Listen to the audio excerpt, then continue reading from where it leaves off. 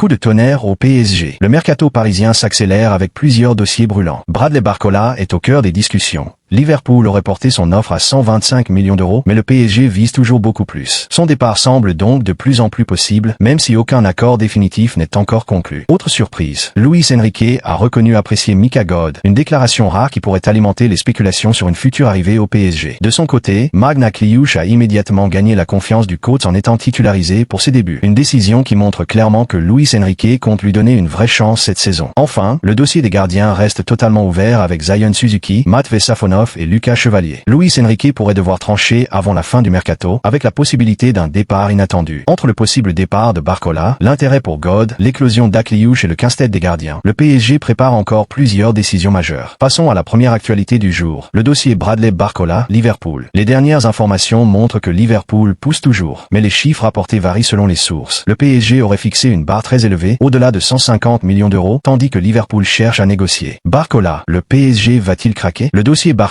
pourrait être l'un des gros feuilletons de cette fin de mercato. Liverpool en a fait une priorité, mais Paris n'a aucune intention de brader son ailier de 23 ans. Ce qui rend la situation particulièrement intéressante, c'est que Barcola aurait déjà une préférence pour Liverpool, tandis que le PSG reste maître du calendrier et du prix. Les dernières informations disponibles évoquent une valorisation parisienne pouvant atteindre 160 à 170 millions d'euros, alors que Liverpool cherche toujours à faire baisser la facture. Le véritable enjeu n'est donc pas seulement de savoir si Barcola veut partir. La question est surtout de savoir si Liverpool acceptera de se rapprocher suffisamment des exigences parisiennes. Et il y a un deuxième élément à surveiller. Le PSG semble déjà anticiper un éventuel départ, avec son intérêt pour d'autres profils offensifs. Cela pourrait indiquer que Paris ne considère plus Barcola comme absolument intouchable. Si Liverpool augmente encore son offre, la pression pourrait alors changer complètement de camp. Et c'est précisément là que nous allons approfondir. Pourquoi le PSG demande autant? Combien Liverpool pourrait réellement proposer? Et surtout, pourquoi ce transfert pourrait se débloquer beaucoup plus vite qu'on ne le pense? Après le dossier Barcola, le deuxième gros dossier concerne Mika God. Et cette fois, le PSG semble accélérer sérieusement. Paris préparait une nouvelle offre comprise entre 50 et 55 millions d'euros pour l'ailier de l'Ajax. Certaines informations évoquent même une proposition récente autour de 53 millions d'euros. Mais le plus intéressant n'est pas seulement le montant. Luis Enrique a lui-même lâché une phrase très inhabituelle sur God. Alors qu'il évite normalement de commenter les joueurs qui ne sont pas au PSG, il a reconnu que le Belge faisait partie des bons joueurs du monde. Et cette sortie prend une autre dimension maintenant que Paris prépare une nouvelle offensive auprès de l'Ajax. Le joueur aurait déjà donné son accord de principe au PSG, tandis que l'Ajax reste réticent à l'idée de le vendre cet été. Pourquoi cette opération est-elle si importante? God n'arriverait pas simplement pour compléter l'effectif. Son profil est particulièrement intéressant pour Luis Enrique. Il peut évoluer sur plusieurs positions offensives, notamment sur le côté gauche, et pourrait donc offrir une solution supplémentaire derrière Kvaratskhelia. Mais il existe surtout une lecture stratégique. Si le PSG insiste autant pour God alors que Barcola pourrait partir, ce n'est probablement pas une coïncidence.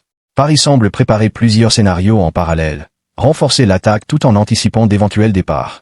Et c'est là que cette actualité devient explosive. Si l'Ajax accepte l'offre parisienne, God pourrait devenir l'une des pièces du nouveau PSG, et son arrivée pourrait indirectement accélérer le départ d'un autre attaquant. La question maintenant est simple. L'Ajax va-t-il céder face à cette nouvelle offre parisienne? C'est probablement l'un des dossiers à surveiller de très près dans les prochaines heures. Le PSG prépare un énorme casse-tête chez les gardiens.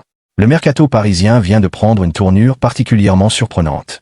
Alors que le PSG possède déjà Matvei Safonov et Lucas Chevalier, l'arrivée de Zion Suzuki pourrait complètement rebattre les cartes. Et contrairement à ce qui était envisagé il y a quelques jours, le gardien japonais pourrait finalement rester dans l'effectif parisien cette saison. À première vue, cette décision paraît difficile à comprendre. Pourquoi recruter Suzuki alors que Paris dispose déjà de 2 gardiens internationaux? La réponse se trouve probablement dans la vision à long terme du club. Suzuki, 23 ans, est considéré comme un investissement pour l'avenir, mais Luis Enrique souhaiterait désormais le voir directement à l'entraînement avant de décider de son avenir immédiat. Et c'est précisément là que la situation devient explosive. Luis Enrique ne veut plus prendre de décision à l'aveugle. Le PSG semblait initialement privilégier un prêt de Suzuki, notamment vers la Juventus. Mais ce scénario est aujourd'hui beaucoup moins certain. La Juventus espérait récupérer le japonais, tandis que Paris semble désormais vouloir observer son niveau de très près avant de trancher. Cette évolution change énormément de choses pour Lucas Chevalier. Le Français avait déjà connu une saison compliquée avec la concurrence de Safonov. Arrivé au PSG avec l'ambition de devenir le numéro 1, il a finalement vu le gardien russe prendre progressivement l'avantage. Safonov a notamment conservé la confiance du staff dans plusieurs rencontres importantes. Et maintenant, un troisième concurrent arrive. Imaginez donc la situation. 3 gardiens de haut niveau, mais une seule place de titulaire. Pour Luis Enrique, Cela peut être une excellente nouvelle sur le plan sportif. Une concurrence maximale oblige chaque gardien à progresser, à travailler davantage et surtout à saisir chaque opportunité. Mais sur le plan humain et sportif, conserver 3 portiers importants pourrait également créer une véritable tension dans le vestiaire. Chevalier peut-il accepter cette situation? C'est probablement l'une des grandes questions des prochaines semaines. Lucas Chevalier veut continuer à se battre pour gagner sa place. Mais si Suzuki reste et que Safonov conserve son statut actuel, le Français pourrait se retrouver dans une situation extrêmement inconfortable. Certaines sources évoquent d'ailleurs déjà la possibilité que son avenir soit relancé si le prêt de Suzuki tombe définitivement à l'eau. Mais il faut aussi regarder la situation sous un autre angle. Le PSG n'a peut-être pas encore choisi son véritable numéro 1.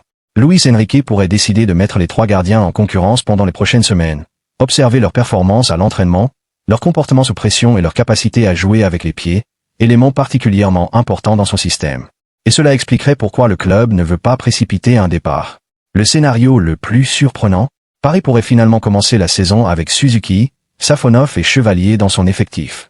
Ce serait une situation extrêmement rare pour un club de ce niveau, mais elle donnerait à Luis Enrique une possibilité intéressante. Choisir son numéro 1 uniquement sur les performances, plutôt que sur le prix du transfert ou le statut du joueur. Suzuki représenterait alors l'investissement pour l'avenir, Safonov défendrait sa place acquise sur le terrain, tandis que Chevalier aurait l'occasion de renverser la hiérarchie.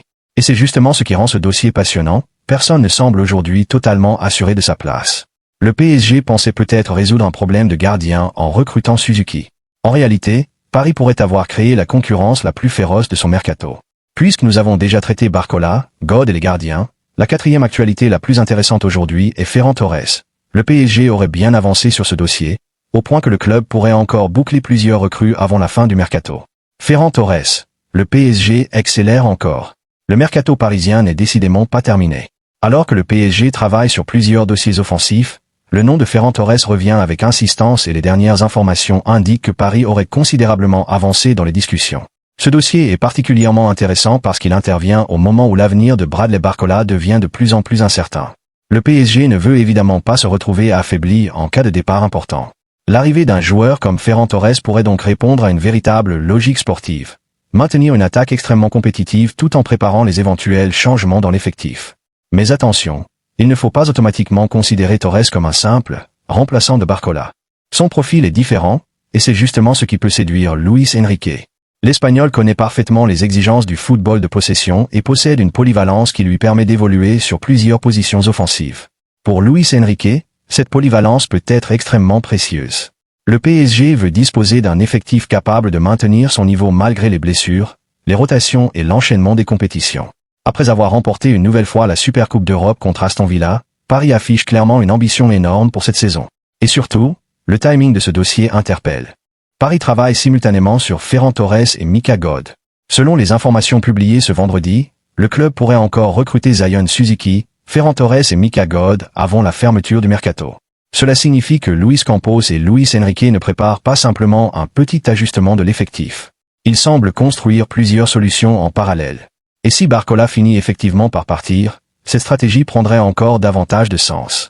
Imaginez alors le scénario. Liverpool augmente progressivement la pression pour récupérer Barcola, pendant que le PSG travaille déjà sur plusieurs profils capables de renforcer son secteur offensif.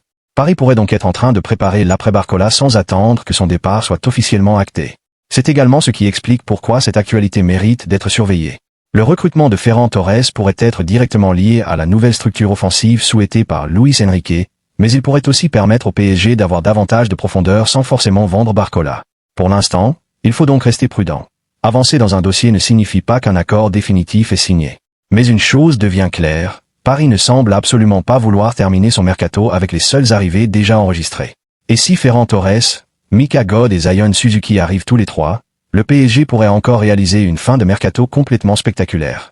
Akliouche frappe déjà fort au PSG. Il aura fallu seulement 45 minutes à Magne Akliouche pour envoyer un premier message très clair à Luis Enrique.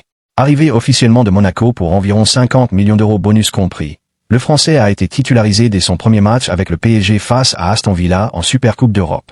Et cette titularisation n'était absolument pas anodine. Akliouche venait à peine d'arriver, sa préparation était loin d'être optimale, et pourtant Luis Enrique a décidé de le lancer directement dans une rencontre européenne avec un trophée à la clé. Le coach lui avait même expliqué avant la rencontre qu'il jouerait uniquement la première période. Une manière de le protéger physiquement tout en lui donnant immédiatement une première expérience dans son nouveau système. Mais le plus important est venu après le match. Luis Enrique a été particulièrement enthousiaste au moment d'évaluer les débuts de sa recrue. Il a estimé qu'Akliouche avait été sensationnel, soulignant sa qualité, sa personnalité et surtout sa capacité à jouer comme il le faisait déjà à Monaco. Un message très fort pour la suite. Cette réaction du technicien espagnol mérite d'être analysée. Akliouche n'a pas été recruté simplement pour compléter le banc. Le PSG cherchait un joueur capable d'apporter de la créativité, de la polyvalence et de la qualité technique, notamment après le départ de Kam In-lee. Son profil peut lui permettre d'évoluer sur le côté droit, mais également dans des positions plus axiales. Et c'est précisément ce qui peut séduire Luis Enrique. Dans son football, la polyvalence est essentielle. Un joueur capable de changer de position, de participer à la construction et de presser immédiatement après la perte du ballon possède une vraie valeur. Akliouche semble donc correspondre beaucoup plus au projet parisien qu'un simple ailier spécialisé dans les duels. Mais la concurrence sera terrible. Le plus difficile commence maintenant. Akliouche a réussi son premier examen, mais il doit désormais confirmer sur la durée. Le PSG possède une quantité impressionnante de talents offensifs et Luis Enrique n'hésite jamais à modifier son 11 en fonction de l'adversaire. Cela signifie qu'Akliouche devra gagner ses minutes, et non simplement compter sur son statut de recrue à 50 millions d'euros. Mais son départ de Monaco avait justement été préparé depuis longtemps. Le PSG suivait le joueur depuis plusieurs années et avait déjà tenté de l'attirer avant de finalement parvenir à un accord cet été. Et son premier match pourrait donc être le début de quelque chose de beaucoup plus important. Akliouche l'a lui-même résumé après la rencontre, travail et humilité. Il vient de remporter un trophée dès son premier match avec Paris, mais il sait que le plus difficile reste à venir. Le PSG n'a peut-être pas seulement recruté un joueur de rotation. Il pourrait avoir récupéré un élément capable de bousculer progressivement la hiérarchie de Luis Enrique. Et après seulement 45 minutes, le coach espagnol semble déjà avoir été convaincu par ce qu'il a vu. Et voilà, vous connaissez désormais les 5 dossiers qui pourraient complètement bouleverser le PSG dans les prochains jours. Entre Barcola et la pression grandissante de Liverpool, God qui se rapproche, Ferran Torres qui pourrait débarquer, le casse-tête des 3 gardiens et surtout Akliouche qui a déjà marqué des points auprès de Luis Enrique, une chose est certaine. Le mercato parisien est loin d'être terminé. Mais maintenant, c'est à vous de jouer. Pensez-vous que Barcola doit rester au PSG ou accepteriez-vous son départ si Liverpool approche les 170 millions d'euros? Et surtout, Akliouche peut-il devenir l'une des grandes révélations de cette saison? Donnez votre avis en commentaire, je veux vraiment savoir ce que vous en pensez. Si vous avez aimé cette analyse, laissez un like, abonnez-vous à la chaîne et activez la cloche pour ne manquer aucune nouvelle du PSG et du mercato. Parce qu'avec Paris, une information peut tout changer en quelques heures. Alors restez connectés, la prochaine bombe pourrait déjà être en préparation. Allez Paris!